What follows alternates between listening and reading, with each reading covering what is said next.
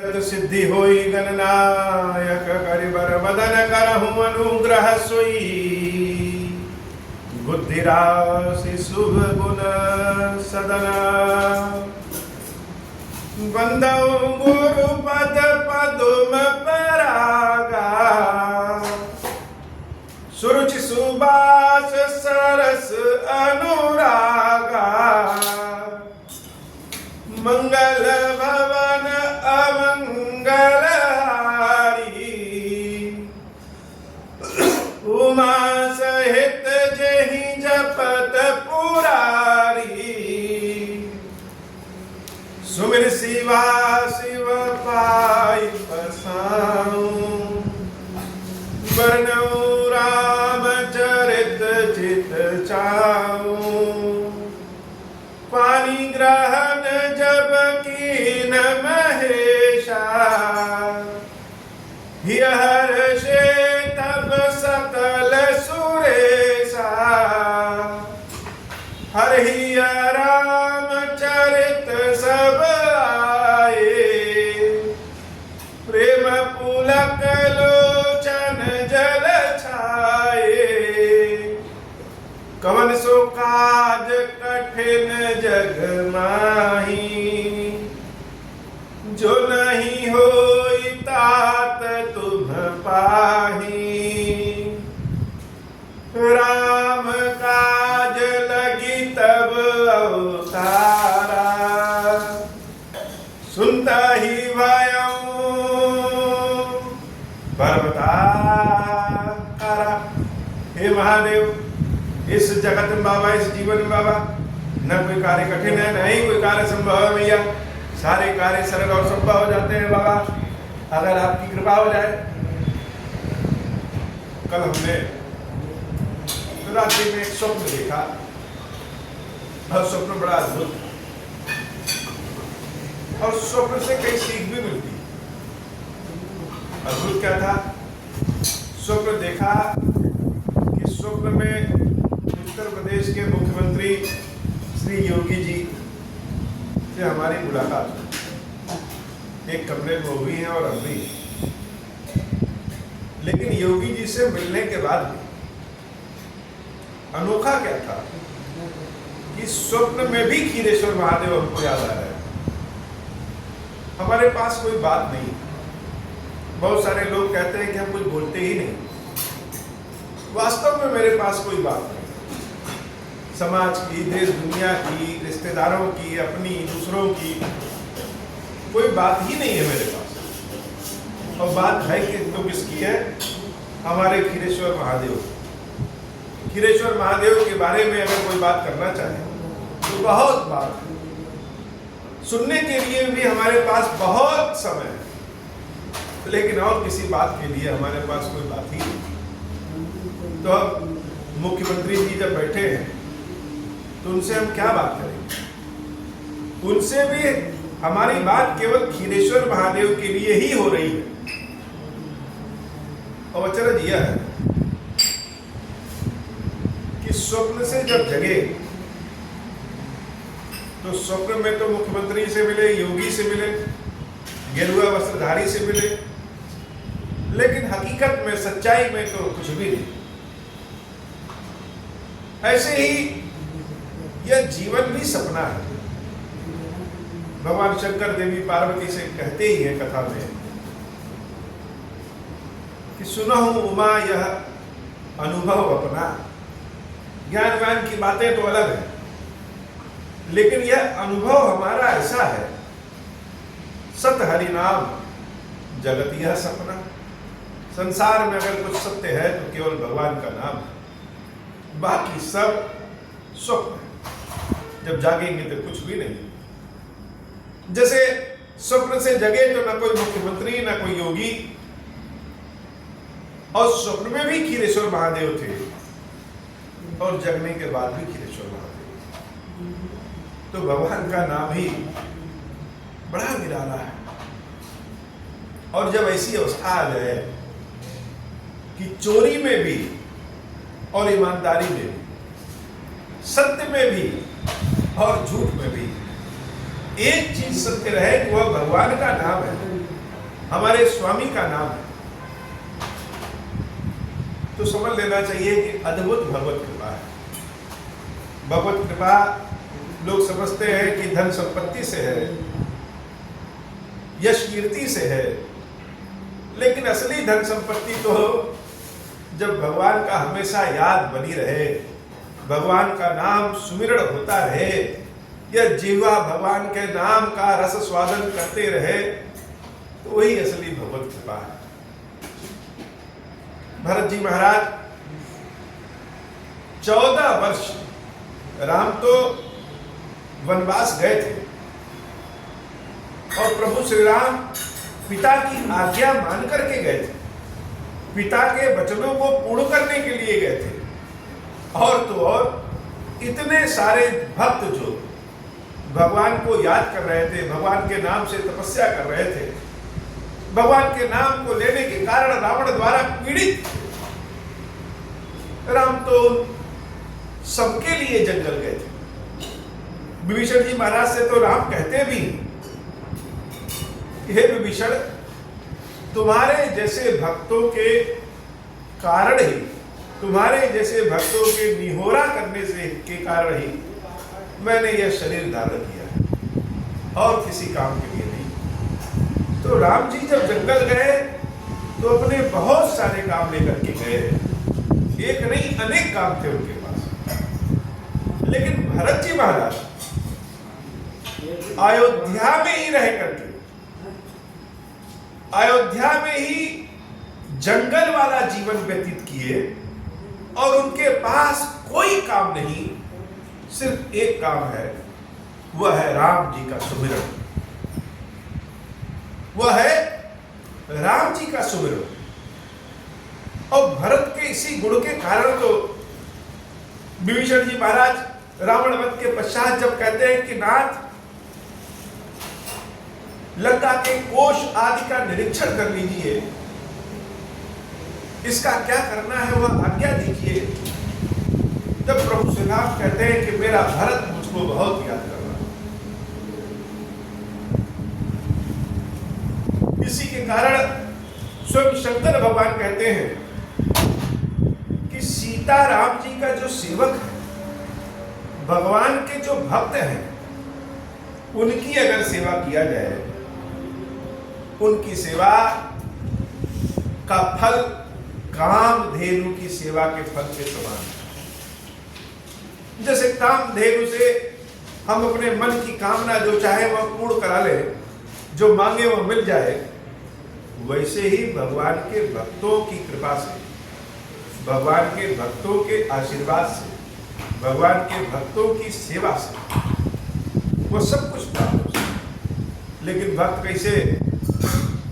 भरत जी महाराज की तरह भक्त हो, हनुमान जी महाराज की तरह भक्त हो। 14 वर्ष बीत गया, एक दिन केवल है, और सबको प्रतीक्षा है कि राम आएंगे कि नहीं आएंगे। अकेले भरत ही जीर्ण शीर्ण अवस्था में नहीं, राम के स्नेह में, राम के विछोह में संपूर्ण अयोध्या के लोग, संपूर्ण अयोध्या के लोगों के पास दो दो कष्ट है। एक कष्ट तो राम का विछोह है, और दूसरा कष्ट भरत जी को राम के समान ही, देखने में भरत जी राम के समान दिखते हैं। भरत जी जो सन्यासी जीवन व्यतीत कर रहे हैं, जो त्याग का जीवन व्यतीत कर रहे हैं, उस भरत जी की दशा को देख करके और कष्ट है। इस कारण समूची अयोध्या के लोगों की स्थिति कैसी हो गई है? कृष्ण राम वियोग, राम जी की याद में शरीर सूख करके काटा हो गया है। आएंगे कि नहीं आएंगे? बहुत लोग सोच रहे हैं कि राम आएंगे क्यों? जिसने सोने की लंका जीत ली है, वो अयोध्या क्या करेगा आकर? लेकिन उसी समय ऐसी अद्भुत संजोग हुआ कि सबके मन में अजीब सी खुशी आने लगी। जैसे कोई कार्य जब अच्छा होने वाला रहता है, जब कोई शुभ कार्य होने वाला रहता है, अभी तक हमको पता नहीं है लेकिन लग रहा है कुछ होगा अच्छा, तो मन में प्रसन्नता आ गई। ऐसे ही सबके मन में प्रसन्नता आ गई। सगुन हो ही सुंदर सकल मन प्रसन्न सबके, वातावरण ही बदल गया। जैसे 2 दिन से हम देख रहे हैं कि धूप गर्मी के बाद अचानक पानी बरस रहा है, मौसम ही बदल गया। ऐसे ही अयोध्या का मौसम भी बदल गया। अयोध्या के लोगों के मन के भीतर का मौसम बदल गया। माताओं के अंदर अद्भुत खुशी आने लगी। जैसे लग रहा है कि प्रकृति कह रही है कि राम आ रहे हैं, और राम अकेले नहीं आ रहे हैं, भैया लक्ष्मण और देवी सीता के साथ सकुशल आ रहे हैं। भरत नयन भुज दक्षिण हरकत बारही बार, जानी सगुन मन हर्ष अति लागे करण विचार। भरत जी महाराज की दाहिनी भुजा, दाहिनी आंखें सगुन के स्वरूप में फड़कने लगी। भरत जी भी सोच रहे हैं कि लग रहा है कुछ अच्छा होने वाला है। जब हम पीड़ा से ऊब जाते हैं, जब समस्याओं से हम ऊब जाते हैं और कुछ अच्छा होने वाला रहता है, तो अनुभव पहले ही आ जाता है कि कुछ अच्छा होने वाला है।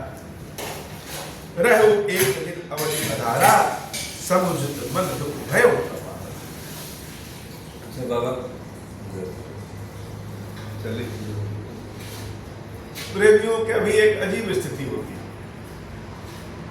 कि मन में खुशी रहेगी, लेकिन फिर भी उनके हृदय में, मन में एक डर बना रहेगा कि कहीं बिछोह तो नहीं। और एक ऐसा दर्द जिससे दूर होने का मन ही नहीं करता है। अपने प्रियतम के, अपने प्रभु के विछोह को याद करते करते मन हमेशा उस ओर को याद करता है कि कहीं ऐसा तो नहीं कि वो हमको भूल गए हैं, कहीं ऐसा तो नहीं कि मेरी प्रार्थना प्रभु स्वीकार नहीं कर रहे हैं, कहीं ऐसा तो नहीं कि हम भगवान का नाम ले रहे हैं और भगवान हम पे ध्यान ही नहीं दे रहे हैं। खुशी के समय को मन याद नहीं करता, हमेशा बिछोह के समय को मन याद करता है। मन में यह शंका बनी रहती है कि हमारा प्रेम उस स्तर का है कि नहीं है जो कि स्वीकार्य हो। भरत जी महाराज के मन में जब यह खुशी आई कि मौसम बदल गया और लग रहा है प्रभु आने वाले हैं, लेकिन फिर भी भरत जी महाराज के मन में विचार किया आ गया, रहूं एक दिन अवधि अधारा, समुझत मन दुख भयो। अगर राम को आना होता तो पहले ही आगे होते। अब तो केवल एक दिन ही शेष है। अगर रामचंद्र जी सच में इस भरत को मानते, सच में आना चाहते, तो अब तक मान लो कि अयोध्या में प्रवेश नहीं करते, फिर भी अयोध्या के सीमा पर तो खड़े रहते, ये देखने के लिए कि भरत हमारा कैसा है। तो एक दिन बचा है, उसके बाद भी राम नहीं आए और न आने की सूचना भिजवाए। यह बात सुन करके भरत जी के मन में अथाह पीड़ा हो गई। प्रेम ही जिसका आधार हो, भगवान की कृपा ही जिसका आधार हो, उसके पास दूसरा कोई आधार होता ही नहीं। उसका मन किसी दूसरे आधार में लगेगा ही नहीं। हे महादेव, हम सब आपके सेवक हैं और हमारे जो हमारे कार्य हैं, हमारे नखड़े हैं, यह और दूसरा कोई उठा नहीं सकता। यह सोचिए कि हमारा बोझ कोई और उठा लेगा तो नहीं उठा सकता। आपके सेवकों का, आपके भक्तों का बोझ, उनके नखड़े, उनके भाव केवल महादेव आप ही उठा सकते हैं। संसार में और कोई तो समझ ही नहीं सकता। कारण कवन नाथ नहीं आयो, जहां कुटिल की धौ मही बिसरायो। भरत जी महाराज चिंतित हैं कि अगर भरत इतना अच्छा होता तो राम तो पहले आ गए होते, तो आए क्यों नहीं? लग रहा है मेरे मन के भीतर की कुटिलता जान गए। हम इस वीडियो के सामने चाहे जितना आचरण कर ले, कैमरे के सामने चाहे जितना भी आचरण कर ले, अपने को ध्यान में दिखा दे, अपने को मानस की कथा सुनाते हुए दिखा दे, भगवान की सेवा करते हुए दिखा दे, दिन रात भगवान खीरेश्वर महादेव में डूबे हुए ही दिखा दे, लेकिन हमारे मन की कुटिलता क्या है? हमारे मन का पाप क्या है? कितने भी सुंदर वस्त्र पहन ले, वो कुटिलता, वह पाप भगवान से तो छुपा नहीं है, दूसरों से तो छुपा सकते हैं, ईश्वर से तो छुपा नहीं है। भरत जी महाराज कह रहे हैं कि लग रहा है मेरे मन के जो भीतर की कुटिलता है, जो पाप है, वो मेरे प्रभु राम जान गए हैं, इसीलिए नहीं आ रहे हैं। आई धन्य लक्ष्मण बड़भागी, राम पधार बिंद अनुरागी। जब अपने आप को नीचे गिरे हुए देखते हैं, किसी कार्य के योग्य नहीं समझते हैं, और जो पाने की इच्छा रखते हैं वह प्राप्त नहीं कर पाते हैं, बहुत प्रयास करने के बाद भी प्राप्त नहीं कर पाते हैं, तो मन में कुंठा आने लगती है। अपने दुख से तो दुखी होते ही हैं, दूसरों के सुख से भी दुखी होने लगते हैं। भरत जी महाराज दूसरों के सुख से दुखी होने वाले नहीं, लेकिन वह अपने भाग्य की तुलना जब लक्ष्मण भैया के भाग्य से करते हैं, तो लक्ष्मण भैया के भाग्य को जान करके बड़े खुश हो जाते हैं। अहि धन्य लक्ष्मण बड़ भाग्य। संसार में सबसे ज्यादा भाग्यशाली कोई है तो वह मेरा लक्ष्मण है। क्यों लक्ष्मण भाग्यशाली है? राम पदार बिंदु अनुरागी। राम जी के चरणों से लक्ष्मण कभी अलग नहीं हुए।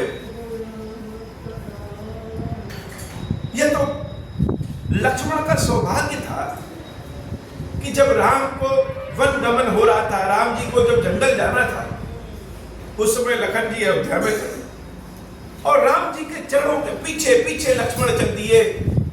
भविष्य में क्या होगा, अच्छा होगा बुरा होगा, किसके साथ क्या बीतेगी, ऐसा कोई विचार लक्ष्मण के पास है ही नहीं।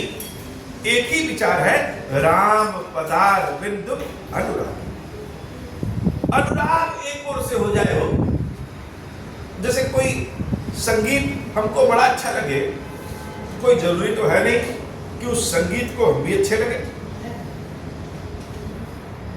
कोई जरूरी नहीं है कि उस संगीत को हम भी अच्छे लगे, लेकिन अगर हमको वह संगीत लग रहा है अच्छा, तो हम उस संगीत को बार बार सुनेंगे, बार बार उसके पीछे पीछे चले जाएंगे। यह अनुरागी।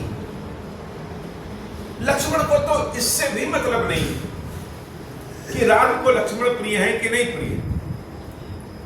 लक्ष्मण तो बस रामचंद्र जी का अनुरागी हो गया, उनके चरणों का अनुरागी हो गया है। ऐसा धन्य भाग्य संसार में किसी का नहीं,